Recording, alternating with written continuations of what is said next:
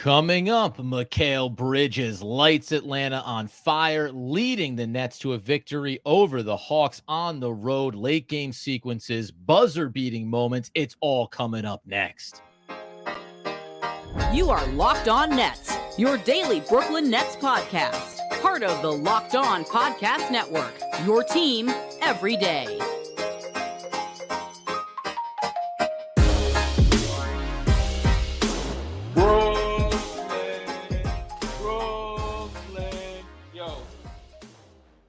Yes, my friends, it is the Locked On Nets podcast right here on the Locked On Podcast Network. It's your team, the winning Brooklyn Nets, every single day. Over there is Doug Norrie. I'm Adam Armbert. We thank you, of course, as always, for making us your first listen of the day. We're free on all those great platforms. Let you know today's episode is brought to you by FanDuel. Make every moment more. Right now, new customers get $150 in bonus bets with any winning $5 money line bet. That's $150 if your team wins. Visit FanDuel.com/locked on to get started. And baby, where we're getting started is wah, all you want, Atlanta. We don't care about those closing moments. There was no foul. Brooklyn gets the dub, Doug.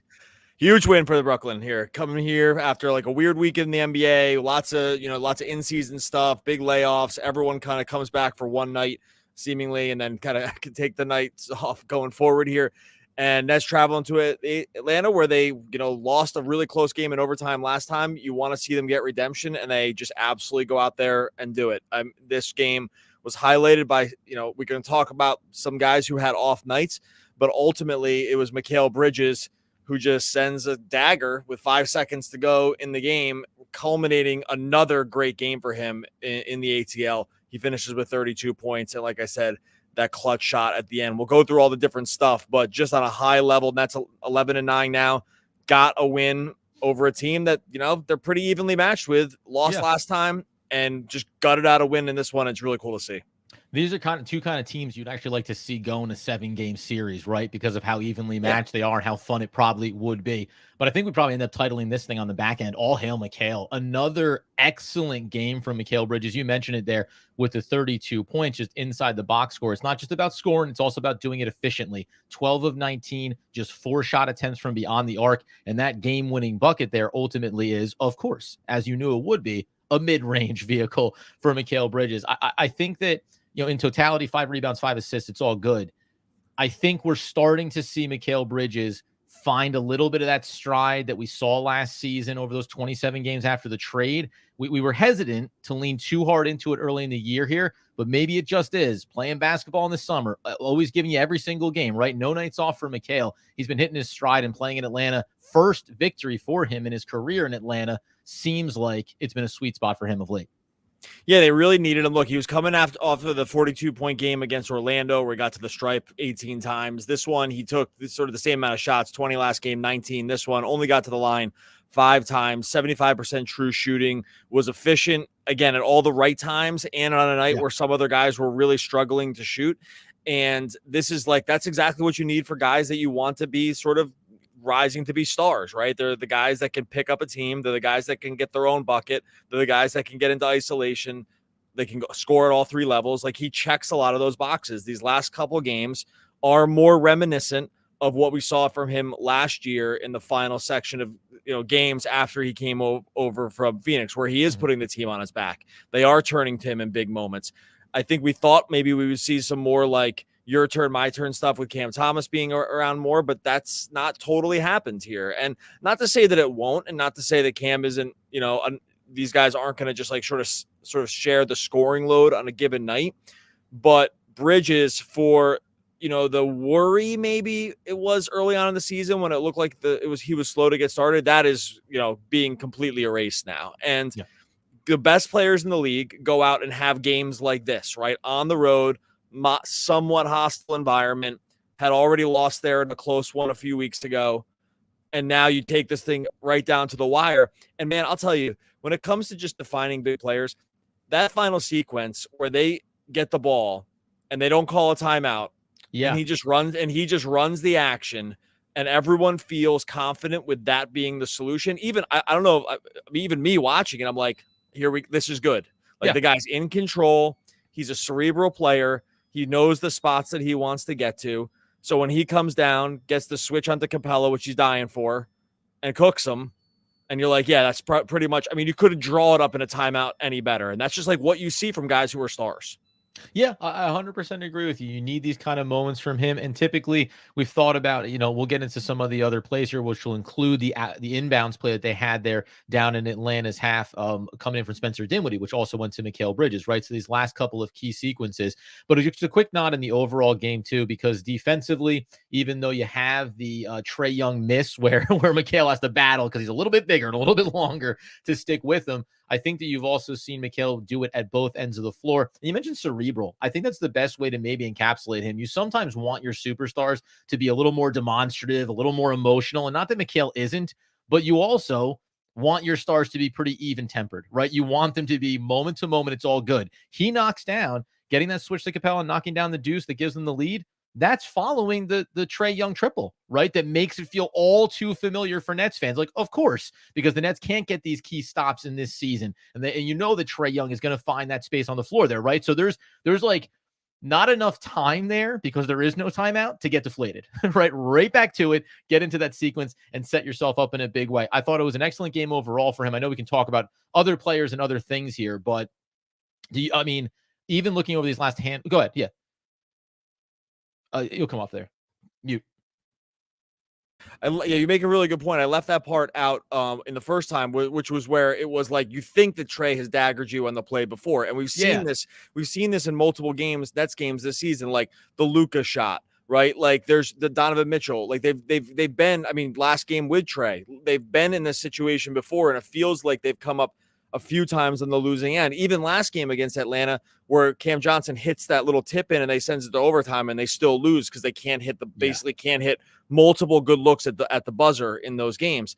To have a sort of like redemption arc here with this like sort of one-on-one battle that between Trae and between Mikal, to have it go Trae triple, Mikal ISO dagger, and then Trae obviously misses and they think he was fouled or whatever. I mean, that is like, that's a cool way to write the story. If you're writing it out, if you're sort of just scripting it out for Bridges, that one plays really well in the movie narrative. And sandwiches in the lay-in that he had on the prior possession before the triple from Trae as well, right? So he's the sandwich around Trae Young's triple, which is epic, but not good enough.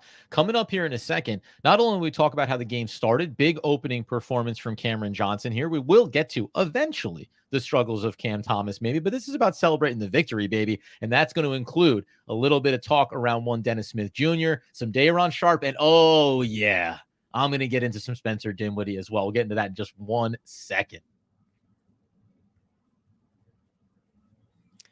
All right, before we get to that, tell you about our friends over at FanDuel. As the weather gets colder, the NFL stays hot on FanDuel right now. New NBA too, even though it's indoors. We're going to stay hot in both arenas here on FanDuel. Right now, new customers get $150 in bonus bets with any winning $5 money line bet. So what did that mean for you going into this game? If you were a new customer over on FanDuel and you threw in the money line bet on the Nets, you got the W. You watched Mikal's shot go in. You knew you'd bet your $5 on the money line, and you knew you were grabbing $150 in bonus bets because the Nets won. Your team wins, you win. If you've been thinking about joining FanDuel, no better time to get in on the action. They got the money line. They got spreads. They got Nets covered that too. By the way, they were underdogs here. They got player props, over, under, so much more. Visit FanDuel.com/LockedOn to get in on the action this season. FanDuel, official partners of the NFL and NBA. All right, so as we continue our post-game podcast live on YouTube, where we always appreciate the Locked On faithful coming in to join us here, 114-113 road victory for the Brooklyn Nets. And you mentioned it here, we won't get too far afield, but just when you know that you have Washington coming up on Friday, when the in-season tournament, I don't think any of us quite realized how kind of spread out it was going to make this week of games if you weren't advancing to Vegas. Really important for the Nets to continue to stack these wins where they can. Now 11-9 on the season. Before we talk Cameron Johnson here, I do just want to, that last sequence with Trae Young, just because it is the big moment. You see how irate he is. Quinn Snyder gets up off the bench. Everyone's trying to get at these refs. When you see the replay, I can understand because he's kind of wobbling his way inside the arc, and before he gets that shot off, nobody touches him. Dennis Smith Jr. does a great job. He passes him off to Mikal Bridges. Mikal Bridges is there. There's no trip. There's no touch. There's nothing. It was just, hey, it was an awkward motion trying to get through the traffic. And this was a game that had, by the way, a ton of moments that I think both fan bases would look at and go, could have taken a foul there, could have looked at that play a second time. I mean, look, Trae's a great player. He's also a total foul merchant. Like that's all he wants. Sometimes it seems like that's all he's really interested in having get done. I don't blame him, by the way. The guy's like a really slight frame guy who plays in a game of giants and has figured out a way to like sort of like make himself really lethal. So it's hard to blame him. It's like aesthetically and stylistically, I think it's brutal to watch, but I get why he does it. I would do the same thing if I was out there. I was like, oh, this is something I can do. This is Adam's throwing up there on the screen. This is something I can do. But I don't mind that again, writing out the script. I don't mind, especially after last game, because you remember, like he baited one of these fouls last game and got to the line, and that's how that's one of the reasons the Nets ended up losing. To have it not work this time is again part of that redemption arc. It's like, okay, the story ends up pretty cool here because it kind of was all the same beats as last time. I mean, literally down to like some of the plays almost. Yeah. And this time they just didn't get the Nets got the basket. The Nets got the close to buzzer beater basket, and the Hawks didn't get the foul. I mean, this is very, very similar to how it worked out last game. It was going to be awful to come in here on the podcast and talk another L if this is if it had gone the same way, but this is what's cool about sports. It didn't. And I think, too, you mentioned it there. It's like, I know that it's hard. You mentioned early in the season, whether it's Luka and the Chuck, whether it's Donovan Mitchell, right? It's really brutal to see those shots go up and go in because the players of that caliber, they're going to go in more often than not. But also, I'll live with the shot. The fouls is what, really hate to see the fouls in those moments because it also speaks to a lack of discipline defensively. You want to try to stay in front of them. Dennis Smith Jr. does a really good job. We're going to get to him here in a minute, defending against Trae Young throughout the course of this game in several key sequences. But you can live with the result if you know that you feel like you put him in a hard spot to make that bucket go down. When we rewind this thing back then and talk about just where this game started, even though Mikal ends up with 32, and even though Cameron Johnson only ends up with 17, much of the early portion of this game was Cameron Johnson coming out, finding his spot, and I think actually showing off a lot of what we've liked about him and what we think he has in his game, right? He has a little bit more of his overall game than I think people give him credit for. And he knocked down some triples, but also did an effective job in transition, drove at the basket, used his size, used his athleticism. He's a tough matchup for this Atlanta team. And I thought early when you needed somebody, especially as Thomas was struggling, Cameron Johnson answered that bell. I think we're seeing him as a good, it's not too dissimilar to what he was in Phoenix, which is he's a good third or fourth option. That's just kind of still what he is. I think that's probably what it's going to be, just with the way the team is made up. Now, the good news is when he's your third or fourth option, you can have a really good offense. That's a recipe for having an offense because he's a guy that can take, it's mostly going to be threes, but we've seen him put it on the deck. And he's a guy that he can hold the line, especially if the other guys aren't making their shots. And I think that's what we've seen from him. It hasn't been flashy. It hasn't wowed you. I'm pretty sure he's pushing up. It was close. I got to check, make sure what he made here. Yeah. No, he's 39% from three for the year, right? So we're seeing that number even tick back up over what it was when he came over from Brooklyn. Yeah, because he came in 38% and he went 3 for 6 tonight. So, we're seeing that number tick back up, not all the way to his 42, 45% in Phoenix when he was playing, with Chris Paul, where you're going to get insane looks. But if you can get to 40% from three, which is right around the career average, if that's your third option, you're going to, you have a high floor. You have just such a high floor as an offense because when the other guys are cooking, then it's over for the other team.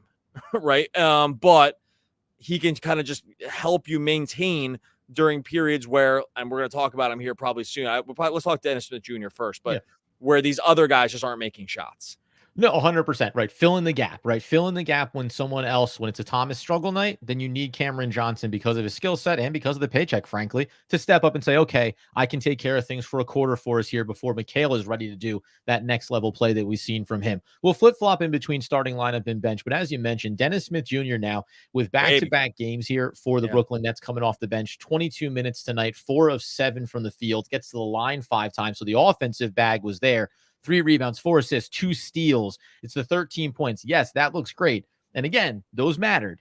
But this is the only player in this model, especially in a game against a guy like Trae Young, where consistently possession after possession, and you saw it, Trae Young was annoyed by Dennis Smith Jr. And Dennis Smith Jr. was having a great time annoying Trae Young all game long. You need a player like this, and this is what we'd like to see now that he's healthy and back in the fold.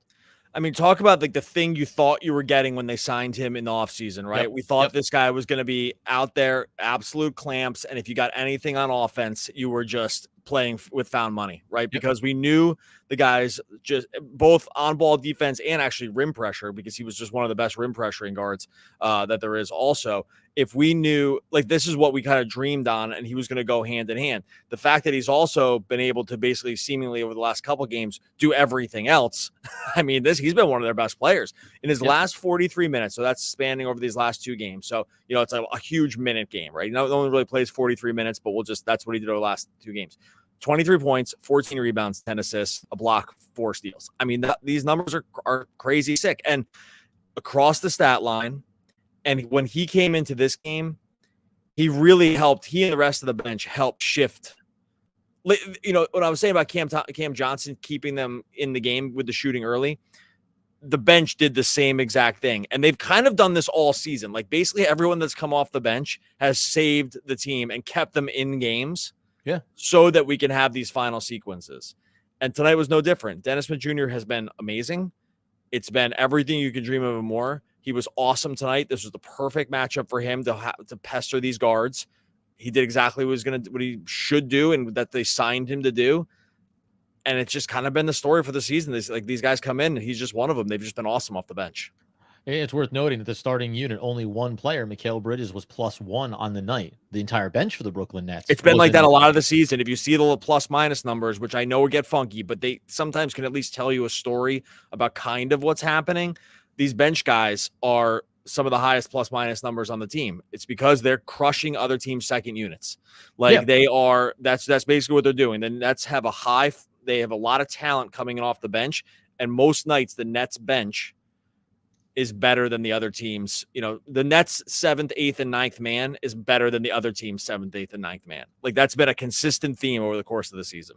Yeah, the reality is for the Brooklyn Nets, the starting unit for them is going to have to keep it close and play games tight and then hand it off to the bench and then say, you're better than them, because some of these guys could maybe be in starting rotations as the 5th best player on a potential roster, or you could look at them as being a bigger contributor elsewhere. But the Nets are very deep, if not entirely balanced, when we look across the entirety of their roster. Coming up here in a second, then, there's 2 things that I want to do. We got to talk Day'Ron Sharpe, because gosh darn it, this guy, I think a new nickname, I'm trying this one out, Mr. Activity. I know it's not flashy, but I also think that it's very apt for what he is for this team. And then also Dorian Finney-Smith, man, we have a whole nother conversation to have about this guy right now. Mavs fans trolled them a bit over on social media today. They really enjoy watching and missing one Dodo as he plays for Brooklyn. We'll dive in on the rest of the bench performance coming up here in just 1 second. All right, before we get to that, I'll tell you about our friends over at Prize Picks. Prize Picks is daily fantasy just made so easy. They took all the best parts of daily fantasy and took out the hardest parts. So you just made a really, really fun product. All you're doing on Prize Picks is you are going more or less on the Prize Picks projections, and you piling a couple of them together, 2 to 5 together. You can win up to 25 times your money. You put them together, and then that's it. I mean, that's basically the whole thing. You're not wrestling with salaries. You're not going against sharks in the water. You're not doing some of the other things, these other operators. It makes it really, really difficult. You go to Prize Picks, you pick a player, you're going, more or less on points, rebounds, assists, blocks, steals. That's just for the NBA. Maybe you're getting into the NFL, passing yards, rushing yards, total receptions, touchdowns. You can even put them together. Like you don't have to just keep in one sport. You can go cross sports to put all your Prize Picks plays together. They have a reboot policy, so your entries are going to stay in play. Even if one of your players gets injured, that's just not something you're finding on some of these other platforms. All you have to do for Prize Picks is go to prizepicks.com/LockedOnNBA. Use the code LockedOnNBA for a first deposit match up to $100. Again, go to prizepicks.com/LockedOnNBA. Use that code LockedOnNBA for a first deposit match up to $100. Prize Picks is daily fantasy sports made easy. All right, so as we continue the 114-113 celebration as the Brooklyn Nets win on the road over Atlanta, improving to 11-9 on the season. One thing I took a look at before we talk about a couple of these other bench players and also a starter in Spencer Dinwiddie, the ire of Brooklyn Nets fans, seemingly. I did have at halftime, took a look at these numbers, and it felt like this was a positive in terms of the Nets' chances to win this game. Now, it came down to the wire ultimately. The Nets shot just 31% from the field, from 2-point, in the first half, to 60% for Atlanta From beyond the arc, the Nets were on fire, 47% to just 20%. But knowing that Atlanta is not a great three-point shooting team, and knowing that it takes a lot more work if you want, to shoot that poorly from the field as the Nets did in the first half, made it really easy when you go back and look at this box score and see, yeah, the Nets came down to earth, 41% from deep, but Atlanta, 34, never going to climb over that hump the way that the Nets are capable with the talent that they have there, and then ended up winning from the field overall, 45% to 44%. So really, this is about, to me, equal number of shots, 94 in the game, law of averages. Like, this is the classic Doug Norrie. 3 points are worth more than 2. That's how you keep yourself in the game. And then you trust that you're going to get across the line here in some of the margins. And Mikal Bridges and his mid-range game is how you win those battles. Yeah, and look, they were struggling to. The reason that this was like sort of a struggle at times was because we talked about a lot of the positives here. I mean, there were negatives in this game for sure, right? Like they had Cam Thomas, who really, really struggled here. Spencer Dinwiddie from the field really, really struggled here. And you're gonna have these nights. I don't think you crazy worry about it. I think there's probably reasons for it. I mean, for sure there was reasons for the Cam Tom performance, and maybe we want to get into the next episode and talk about that. It's up to you.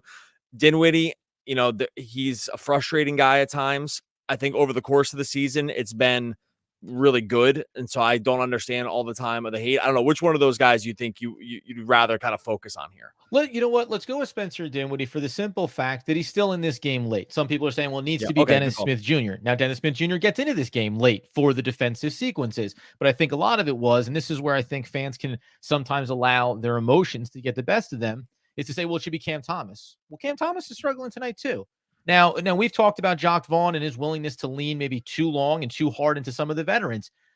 But guess what? I know that Trae gets the strip on Dinwiddie there in the lane in one of the late sequences. He's also the guy that has the perfect inbound pass for Mikal under the basket. He executes that. He's also the guy that hits the clutch triple from beyond the arc that makes this thing a tight game late. At some point, you have to just trust the results. I know Spencer Dinwiddie can run bad from the field. Yeah, that's in his game. But he's also capable, and maybe it's one of the better players on the Nets, of hitting these awkwardly clutch buckets in spite of some run bad over the course of 30-plus minutes. I know we've talked about him chapter and verse throughout the course of this season.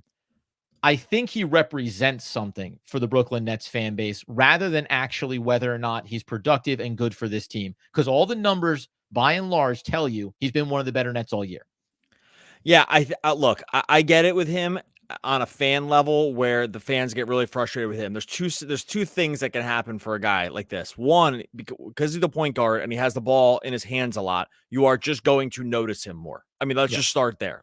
Just as a fan, when you're watching the game, you will just notice the guy that has the ball more. So therefore, you'll be more keyed into the things that go well, and you'll also be keyed into the things that don't go well. Dinwiddie also does no favors sometimes stylistically, and I think people don't. We've talked about this before. People don't like the style, right? It's slow down. It's taking guys off the dribble. He complains all the time about getting fouled.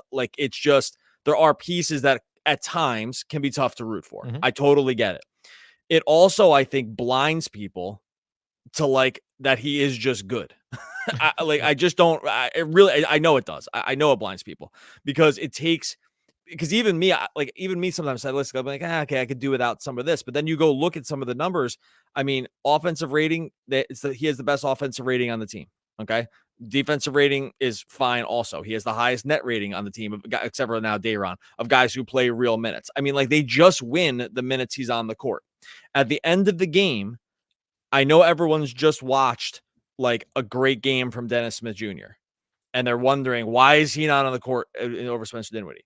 At the end of the game, I will always vote for stabilizing effects on the offensive end because that really pays when you can grind it out at the end. And I don't think the Nets have a lot of those guys. And Dinwiddie just happens to be one of them. I know sometimes the results don't look. I mean, he had a crazy great sequences right before that, right? He got to the basket. He had the awesome track down block. He hit a big three. I mean, it wasn't like it was all bad here.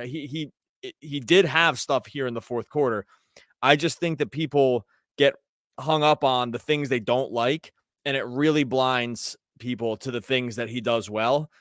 And I just don't know if that's ever going to change for some people. And definitely us saying it is not going to. But Is this does gonna that be make it, sense? Doug? Like, Are, what?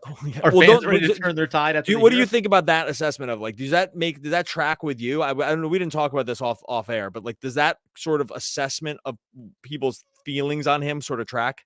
Yeah, no, you said it about, or I said, and you just kind of clarified it. Like he represents something, and he represents the frustration, right? Yeah. If things aren't going well for the team, then Spencer Dinwiddie, if he's having a bad game, he's the guy you're going to say, well, because look at this moment or this play, right? Or the hero ball mentality or the complaining. We talk about Trae Young at the top, right? Same thing. And by the way, when the game is going well, he's also the guy that'll get mentioned third or fourth or fifth, right? Because, well, Mikal Bridges has a great shooting night, or Cam Thomas maybe goes off one game, whoever it may be. You're always going to point to someone else first for the accolades, but he's going to be right there at the top. And I think him having the ball in his hands does matter. And I think it does matter that he's over 30 years old and that he makes $20 million. This is the last thing on Spencer Dinwiddie. This is what the problem is. He makes $20 million. And fans cannot separate that piece of it. It feels like it's too much. That makes him take away Ben Simmons, what, the third highest paid player on this roster. That also, I think, has a connotation associated with it. He comes back in the Kyrie trade, and everyone maybe feels like, and you and I have talked about other players that should or shouldn't still be on this roster. So now all of a sudden it's like, should you even be here? And if you have a bad game, then you definitely shouldn't be here. And that's just a mentality that's hard to shake. I can appreciate it because there's other guys that are easier to love, but it's just something I think fans need to kind of bury down a little bit here because he's been critical for this team winning basketball. Before we get out the door here, man, if I can. Yeah, I wanted to make sure we close on a positive because I know we were positive, and then we kind of dragged it back onto Dinwiddie here. But I want to make sure we close because this is, especially for everyone here on YouTube, that like this was still a huge win. You have to kind of talk about all the good stuff and the bad, but anyway, let's make sure we close it out on a high note here. Same page, buddy, because we will, of course, extend this into the bonus conversation as we wrap up our live episode on the post game on YouTube. But remember, Dorian Finney-Smith plays 30 minutes off the bench, gives you 15 points. Royce O'Neal, 21 minutes, gave you 6 points. Just running down minutes specifically here. Big game from Day'Ron in just 19. 22 for Dennis Smith Jr. Go back and look at the starters' minutes. 27 for Thomas. He had struggled a little bit. Even throw in Spencer Dinwiddie, 28 minutes. 28 minutes for Claxton, 30 minutes for Cameron Johnson. Jacque Vaughn, everyone says, oh, why aren't you going with a hot hand? Why aren't you lean into it? Well, he did actually a little bit more in this game. Could have been 34, could have been 35 minutes for all the starters, could have ridden with the veterans, and it's a mix here from the bench and the starting unit, but he blended it. He did give 22 minutes for Dennis Smith Jr. is a lot, right? Still finding a way to give big minutes to Dorian Finney-Smith, who has been such a catalyst for this team in the absence of other starters. Jacque Vaughn did adjust to this, did have some great sequences out of timeouts as well. So tipping the cap to him because when you get wins, you get credit. Yeah, look, 92 not 90, 50, 70, 8. Yeah, the 92 bench minutes is in a close game is a ton of bench minutes. Right. Like that's a lot. That's a lot that you relied on groups that you felt were working. And like kudos to him. I thought Vaughn did a really good job in this one. Drew up an awesome ATO where Dinwiddie with the back cut to Bridges to kind of like to keep them in the game late when it was kind of getting down to it. Can't remember the last time I saw a play like that for the Nets where you're like, well, that was easy. Like designed play so easy. They ran another one with a pin down for an open corner 3 earlier in the game. And I was like, oh, they're getting stuff done on the bench here. Like they've come out of these timeouts a few times and had good executable. Executable. There we go. I got there. It's getting late, buddy. Stuff to run. That's like a materially positive. And I think you have to it's a good call by you bringing up sort of like leaning into these bench minutes, because again, this wasn't just like a blowout where they let the bench run, right? Because they get back in. They played the bench a ton because they found combinations that worked, and he pressed a lot of right buttons, even on a night where they weren't finding it from everyone. Okay, we're going to come back into YouTube Live here in a moment. We're going to talk a lot about Cam Thomas too. So we kind of saved that one for the regular episode here. If you're over on the podcast feed, make sure you are subscribed over on YouTube so you can catch us live after the games. Make sure you subscribe wherever you listen to the podcast as well. Join subtext.com/LockedOnNets to get in that action as well. Winning isn't everything, but it beats anything that comes in second. Paul Bryant. Oh, one of the all-time great poets. We'll be back tomorrow on the podcast and in a moment on YouTube Live talking more Brooklyn Nets basketball. Basketball, yeah.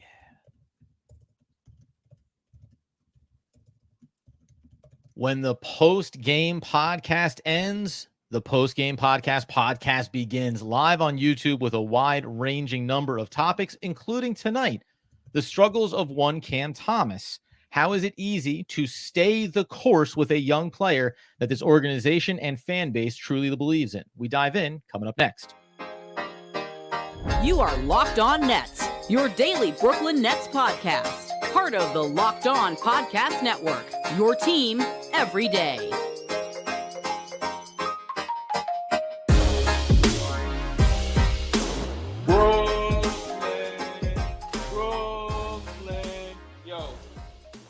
Yes, my friends, it is the Locked On Nets podcast right here on the Locked On Podcast Network. It's your team, the Brooklyn Nets, every single day. He's Doug Norrie. I'm Adam Armbrecht. We thank you for making us your first listen free on all those great platforms. And Doug, the bonus podcast is on, and something that we didn't talk about because it was a win, 114-113, because the Nets are 11-9, good vibes all around. This is a game where you and I both thought, Cam Thomas, watch out. This is the difference maker. And I did at one point say, I think Cam may have listened to the podcast and taken it too literally when I said just replace Royce O'Neal's production from the last matchup with Atlanta with Thomas. 0 points. He got over that hump, but this was a struggle for the young player. Well, I doomed Cam Thomas earlier in the day when I bet his points plus rebounds plus assists at 23.5 and thought to myself, well, where are we just going to spend the money? Because it's not whether or not, it's just like, do we hit it in the first half? Was like an actual thought that went through my head with that. Not lobster or steak, lobster and steak for dinner tonight. If he's going to be starting, we'll cash us at halftime and we'll see what else. We'll just see what else we can get up to. And so that was probably the beginning of the end for this performance. Overall, 6 points, 1 assist, 1 rebound, 3 for 10. There was for sure. And by the way, even if it was points plus rebounds plus assists plus turnovers, we still wouldn't got there, even with the 5 turnovers. Need to add minutes. Added minutes to that. And Barrows would have scraped it. There were for sure reasons why this was happening. I think this is one of the first games where we saw a definitive plan from the other team about what they were going to do when Cam Thomas touched the ball. Yep. And that was going to be hard trap, blitz him, kind of coming around the screen, hard hedge, right? So like show some help and then kind of back off. Anything to stop his momentum from turning the corner, because what does he love to do? He loves to turn the corner on a screen, get a guy either on his back heel and he's right to the rim, or he gets a guy just off of him enough where he can do that step back 3, right? Like he's got a couple moves in his bag that really can throw off defenses. But they were stopping. All that momentum was stopped. And it was actually like he was lost. I mean, for the first time that I've seen him play, and I think you and I have watched every single Cam Thomas minute, and some more than once, right? So like I can definitively say this was the toughest he's had it. And it was definitely because of how the Hawks were handling him, which I think is a good sign, because I think we're going to see this correct pretty quick. But it's not a mistake. Like this was, the Hawks were like, this is what we're doing every time he touches the ball. And he just couldn't, he was lost. He was totally, I actually thought he was going to get benched earlier because he was so lost. And this is a part of the process, right? We said this when he was having his big games early in the season. The next phase is going to be, what about when defenses, when other teams, when other coaching staff say, Cam Thomas is a problem, we need to prepare for him, right? Atlanta was willing to say in this game early, let's take Cam Thomas off the table and see if Cameron Johnson can step up and fill that void, right? Can Mikal Bridges be the scorer? They were willing to do that. And to your point, I believe, and actually, as we'll say here, I believe with Nader as well, I trust him to figure it out. Cam Thomas, his scoring gravity alone opens up so many opportunities. He just needs to play through his mistakes. The one caveat here is he needs to learn from his mistakes. The Brooklyn Nets are not in the business of playing through mistakes, because playing through mistakes can also come with losses. So you can play 27 minutes and have a bad shooting night and have the coaching staff lean in other directions to make sure you get this win. I thought it's good that he didn't overdo it in those 27 minutes. 10 shots is still a ton, but he could have gone full nuclear and tried to hoist up 18 over that time. Instead, he disappeared for portions of this game. Other guys took over, and ultimately they leaned on Dennis Smith Jr. and bench players to make sure they got this one across the line. So it'll be interesting to see how he grows from this, right? Okay, so and here's the thing too, and here's why we wouldn't worry, and this is why we said, like, this is why I'm not going to worry about Cam Thomas after one of these games. One, I really think if we watch this is one of the first times he's seen definitive defensive schemes like this, where it was like guys are getting the tape and they're seeing it and they're like, they just know now. It's not a surprise anymore. They've got a season of Cam Thomas in, and they're like, here's ways you can slow it down. I mean, this was definitely coaching. Like, it was definitely coaching. Just go back and watch it. Like, this wasn't just a guy having an off night. This was a guy being thrown totally out of what he does in the first half.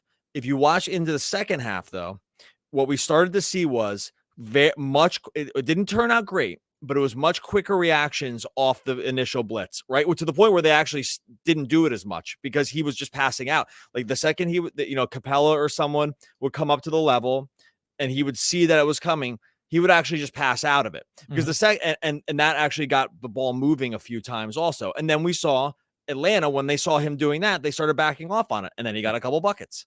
Like, we started to see, that's the progression that you see from a guy who's starting to like figure it out in real time. I'm not surprised after watching. One, I'm a little surprised it's taking this long for other teams to scheme it, but two, I'm not worried about it because I think we already saw it start to happen. Like, we already saw him passing out of these doubles.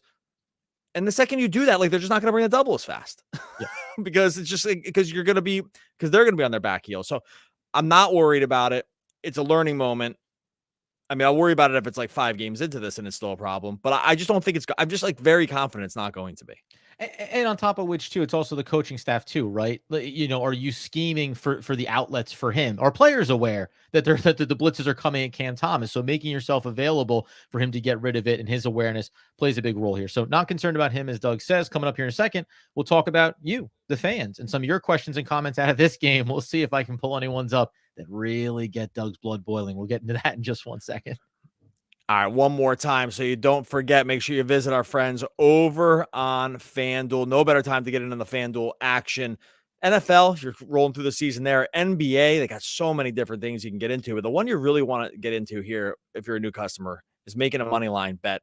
All you got to do is make a $5 money line bet if you're a new customer. And if your team wins, like the Brooklyn Nets did tonight, $150 in bonus bets that you can use on all different kinds of stuff on FanDuel: spreads, player props, over-unders, so much more. The aforementioned player prop over there for Cam Thomas. It's all right. I'm not mad at FanDuel. I'm not mad at anybody. I just love getting on FanDuel and doing some of this stuff. You can get in on the action too. FanDuel.com/lockedon. Get in on the action this NBA season. FanDuel, official partner of the NBA. So the Brooklyn Nets get the road victory, 114-113. We're in the post-podcast podcast where you, the fans, at Locked On Nets, if you've got questions or frankly just comments, here's a question. KD who? Am I right, Jared? You get it. What a great game. And also, that's the kind of vibes you want, man. We're all turned that page. We've all moved on from that chapter of the Brooklyn Nets organization, but it never hurts. It still feels good just to say a little something. Also, I thought this one I found was kind of interesting, and it also gives us a chance to talk a little Day'Ron Sharpe. Just tweaking, Sharpe and Claxton are the same player. Now, I disagree with the premise, but I think we should highlight how good Day'Ron was in this game in his 19 minutes. He's been great, man. He's been great. He leads the team in net rating. He's taking a leap here for sure. I mean, the coaching staff clearly has so much trust in him. He's gotten significantly better. Confidence is all the way there, it would seem. His decision-making has gotten considerably better. And he's already one of the best. After tonight, he might be, maybe not tonight, but like he was top 5 in rebounds per minute, both offensive and defense in the NBA. So it's just like an elite rebounder, getting better at the rim protection. Still not amazing finishing around the rim, but I think we've seen improvements there. He's just been good. Like that's just it. Point stop. He's been good. And to the point where I was thinking, I was like, man, are they going to close all the way with him? He played up to like the 3.5 minute mark in the fourth, and then they subbed in Claxton. But he was playing so well that I wondered if they would just keep playing. One of the reasons he's been able to stay on the court more this year, by the way, than last year, it's one, he's improved, but two, the fact that they're playing so much more drop defense as their base coverage means that they can sort of swap these guys in and out a little more, because Day'Ron is going to exclusively play drop. And that is leading to him is ready for them both. Exactly. Because last year they had to keep switching, because they would switch everything with Claxton and then they would try to play drop with Day'Ron. And it's hard to kind of maneuver between the two. And because they're just like wholesale changes. So the fact that they are playing those same base coverage for both guys pretty much is one of the reasons you're seeing more Sharpe minutes. But it's been great because he's getting more court time. He's getting confidence, and he's not going to be a Claxton replacement, but he's like a really, really good backup big at this point. And I also I like his offensive game. I like him in the pick and roll sometimes. I think the work that he does when you drop it down, like I was trying to watch tonight relative to where Claxton comes out to on offensive sets versus Day'Ron, right? Day'Ron, a little bit better, obviously setting some screens for players, but I also thought the give and go that he has a soft touch when it comes to giving it to a guy working around the curl, getting in towards the basket, in on the elbow, in towards the paint. So there's some things I think I like. He's just developing well. And it's a good reminder, like fans and you and I, the Cam Thomas, issue with the team and getting him in there, that we knew going all the way back to last year, right? Okay, when is this going to happen? It needs to happen. It should have happened already.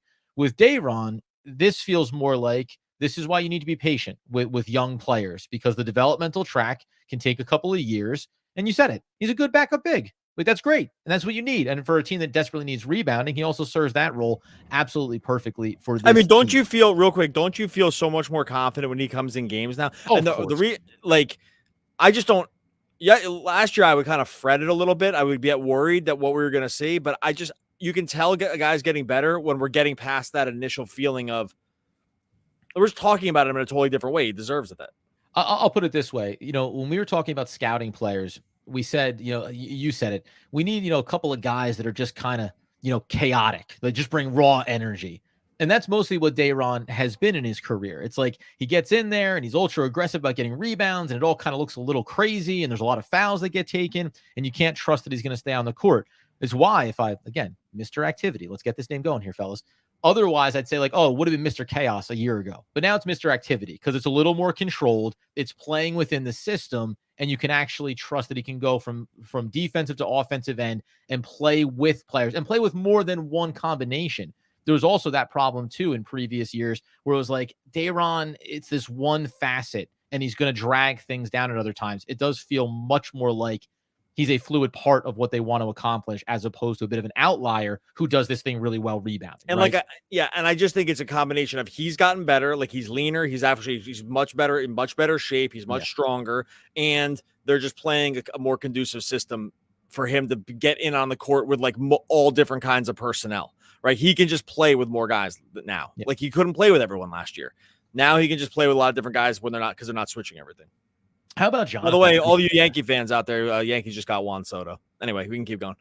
Juan Soto, great. Another expensive player. They won't win. Anyway, I think I'm a Yankees fan, maybe. I don't know. Jonathan, frequent flyer. How great is it to have vets like Dennis, Dorian and Royce. Sorry, I thought that was Dennis, Dorian, Smith Jr. He was mush them all together. Dorian and Royce, who put such emphasis on playing consistent defense and doing all the stuff that doesn't show up on the stat sheets. Listen, I mean, Dennis Smith Jr. is young. He's 25, I think, right? He has been in the league, though, for a number of years. But guys that are in their 30s, like Doe and like Royce, this is the vision of them, right? It was never the vision for Dorian Finney-Smith to be playing max minutes in the starting rotation for you. So you'd like them to be able to do some of the little things. Defensively, beyond even Dennis Smith Jr., did you feel like, because I thought this was a really good game to watch after having just had the discussion about, there's a difference between effort and sound execution, right? The scrambling out on perimeter shooters is sometimes a result of making two mistakes prior to that and trying to close out. There was still a bit of that in this game, but I did think the Nets were a little bit more connected defensively. You have to at least feel pretty good about it when you hold Atlanta to 113. Yeah, I thought they were pretty much fine tonight. I mean, like I said, that second unit really got after it. I mean, they committed a lot of fouls, and so especially early. So it was like it was like sort of aggressive without probably getting up close to being unhinged. But in general, no, I thought like the defense was mostly fine. There's still probably too many easy looks. I think we're going to hopefully see this continue to improve. But like we said before, probably not get into some crazy levels. But it's funny too. Like people wonder about why you can't close with some of these guys. The aggression that works, at the 8-minute mark when you're trying to keep yourself in the game doesn't work the same way when the clock winds down into half court sets and you got to you really don't want to foul at that point, right? Like the game's just totally different. So I don't mind the way that they've kind of dispatched these two groups of guys, but it's also the reason I kind of don't want to see Dennis Smith Jr. near the end of the game either, at least for right now, right? And so that's why I kind of think the team's built really coolly right now to be able to just I said dispatch, I should have said deploy these guys at sort of the right moments and mix and match the different groups together. And I think they're lucky that they've done a good job that a lot of these guys just can kind of mix and match together to find the right mix of guys on a different night. We didn't see Lonnie Walker tonight, which I thought was interesting. But he was out with an injury. Oh, was he? Yeah. Oh, I misreported that on something else earlier, so that is my bad. I thought he just. Oh, okay, well, whatever.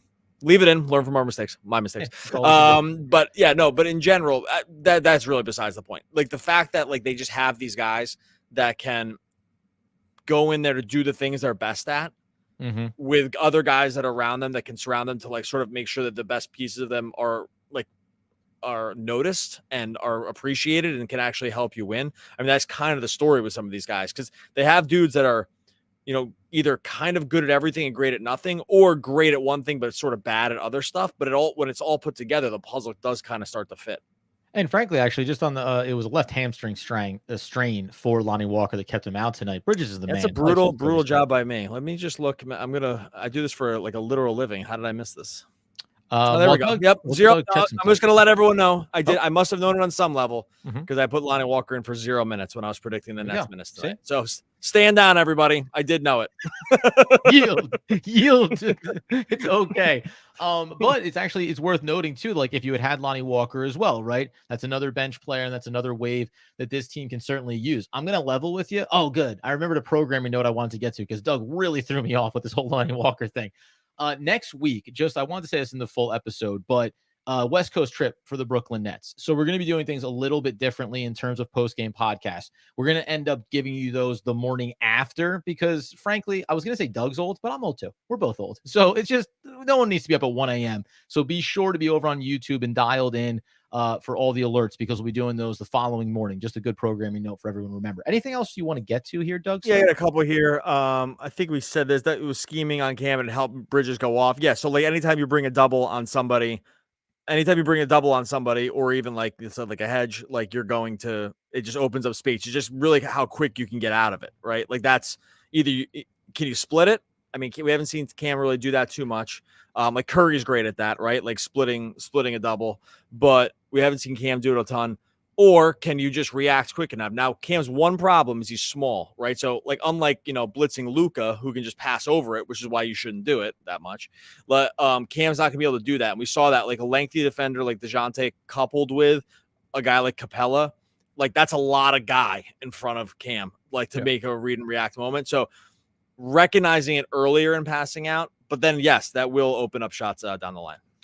The only other thing I was going to say was too that it's a good note about if you want Mikal Bridges to be able to excel, and the Nets don't have a elite number one superstar, you need a guy like Cam Thomas to be drawing the attention of defenses like this. It does make the life easier for Mikal, or for anybody, even early on in this one for Cameron Johnson. Like, it makes the job easier on the offensive end if teams are running some of these schemes that they were specifically at Cam Thomas. The fun thing will be when a team says, okay, now we're going to back off of that. We're going to focus on Mikal. Then it's Cam Thomas's turn to go off, right? And he needs to find that consistency when those opportunities. Can I tell you a pet? This is not what you're talking about at all, but a pet peeve. This is. That's why it's the bonus podcast. Yeah, pet peeve. Yeah. You know what I can't stand when people say, I don't. You don't say when someone says to someone else, "You don't know ball." I hate that. That is.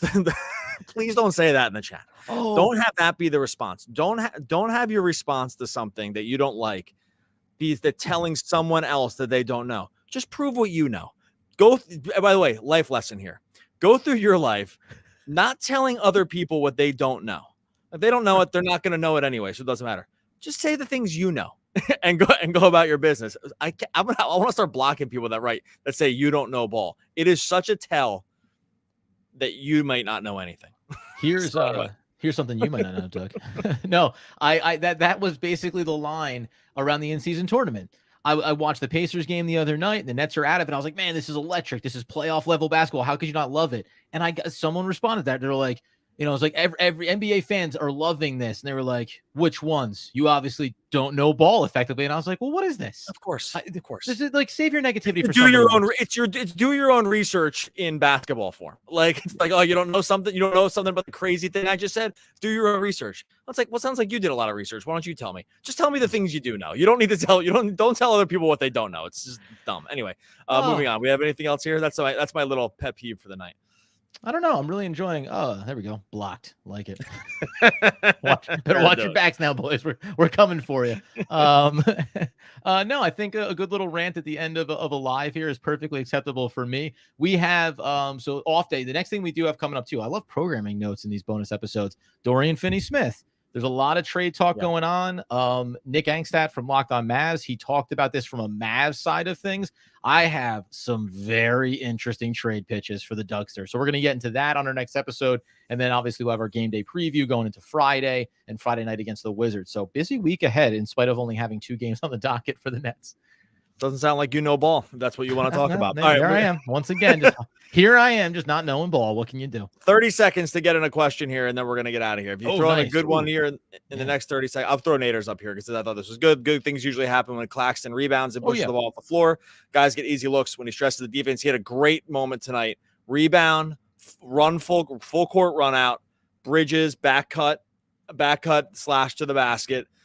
No looked it. Didn't have to no look it, but at that point you're just showing off. And I thought that was one of the highlights for him. And we've definitely seen more of that. He's confident in the open court. I wish he did it more. In spite of the fact that I don't know ball, I do know that Nicholas Claxton played point guard all through middle school and into high school. Quite frankly, point forward, Nick Claxton, watch your backs. All right, we are going to get out of here. Much appreciated everyone that jumped into YouTube Live. As always more fun to come in after the W, obviously. I mean, we're here wins or losses but not on West Coast trips. But otherwise, not within a reasonable hour. Within a reasonable losses. But if it's on a West Coast trip, we'll see you in the 11 morning, p.m. My friends. Yeah.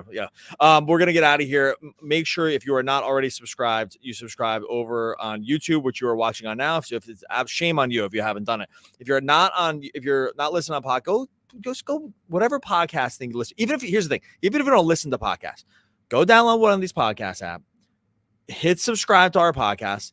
Literally just don't do anything else. That's it. And leave us that 5-star review. Don't even listen, but just make sure it comes every day. That just helps us out. Just see those downloads climb. That's all you got to do. Just if you do that, it really, really helps the show. Listen wherever you listen to podcasts. We'll be back in next time, talking all things Brooklyn Nets, basketball. You don't know ball, basketball.